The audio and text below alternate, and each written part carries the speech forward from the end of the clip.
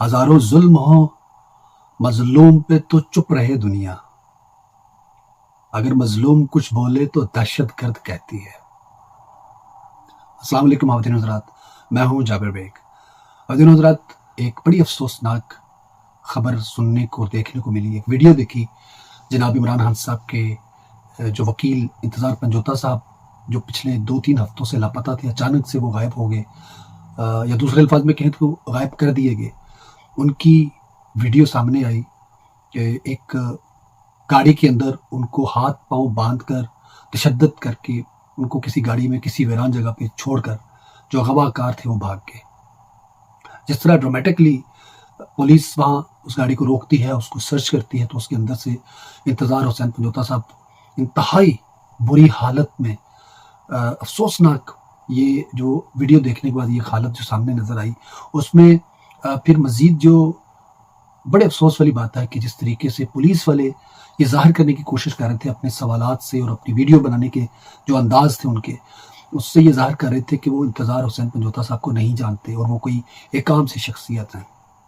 उनके सवालात में बहुत सारे सवालात जन्म ले चुके हैं। उससे ज़ाहिर होता है कि उनको बाकायदा ये सब कुछ करने को कहा गया था और इसलिए पुलिस वाले इस तरह के सवालात करके लाइल्मी का इजहार कर रहे थे। इंतज़ार हुसैन पंजोता साहब बाहर के खैर वफियत से आ चुके हैं, लेकिन जो उनकी हालत बनाई गई या जितना उनको जुल्म और तशद्दुद का निशाना बनाया जाता रहा, वो बहुत सारे लोगों के इल्म में पहले से था। जितने 2 सालों में फस्तायत हुई है इस मुल्क में, बड़े बड़े नामी गिरामी जर्नलिस्ट को, सहाफ़ियों को, आवाज़ बुलंद करने वाले, हक पे आवाज़ बुलंद करने वाले लोगों को उठाया जाता रहा।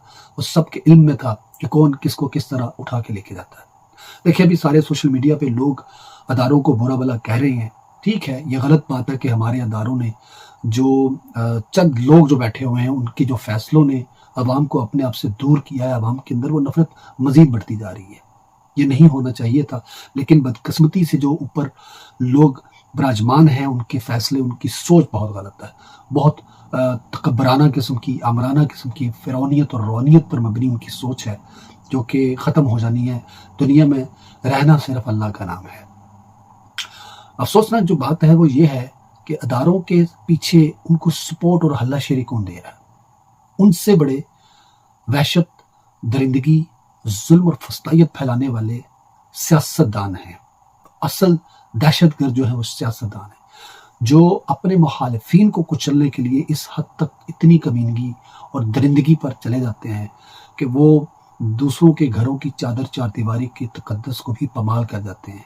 खौफ फैलाने के लिए, लोगों को चुप और खामोश करवाने के लिए जुल्म की हर इंतहा को अबूर किया है। पिछले 2 सालों में जो जुल्म हुआ है उसकी तारीख में कहीं कोई मिसाल नहीं मिलती। तो ये सारा कसूर सियासतदानों का है। ये जो हाथ पांव उन अदारों के या उनके अंदर बैठे लोगों के खोल रहे हैं, ये याद रखें कि ये कल को खुद भी इस जुल्म का शिकार होंगे, तब इन्हें समझ में आएगी कि हमने किस तरह किन के हाथ पांव खोल दिए दूसरों के लिए, लेकिन आज वो हमारे गिरबानों तक भी पहुंचे हैं। और ये इंशाल्लाह इन लोगों के साथ ज़रूर होना चाहिए जिन्होंने ये सारा कुछ करवाया है। अभी जो सिलसिला जारी है तनकीद का, गालियों का, ये सिलसिला बंद होना चाहिए। जो वकला हैं उनको अब भरपूर तरीके से, पुरअमन तरीके से इस जुल्म और फस्तायत के ख़िलाफ़ आवाज़ को बुलंद करना होगा और बिला तफरीक कोई किसी सियासी पार्टी का ना बने, बल्कि एक मजलूम की आवाज़ बनकर सामने आए, अदालत में जाएं, इसके ख़िलाफ़ आवाज़ उठाएं और ये पता करवाएं कि ये कौन है कि जो हर दूसरे तीसरे रोज़ किसी न किसी आवाज़ बुलंद करने वालों को उठा लेता है, उसके साथ जुल्म और तशद्दुद करता है और फिर उनको छोड़ जाता है। अदालत अपनी ताकत और अपना असर और रसूख दिखाए और अपने फ़ैसले इंसाफ पर मबनी फ़ैसले करे, ताकि लोगों के अंदर एतमाद बहाल हो, उन्हें यकीन हो कि इंसाफ अब अपनी ताकत से, पूरी हिम्मत से, अपने पूरे ज़ोर शोर से इंसाफ अब उनको अपनी दहलीज पर मिलेगा। दूसरी बात यह है कि इत्तेहाद बहुत ज़रूरी है।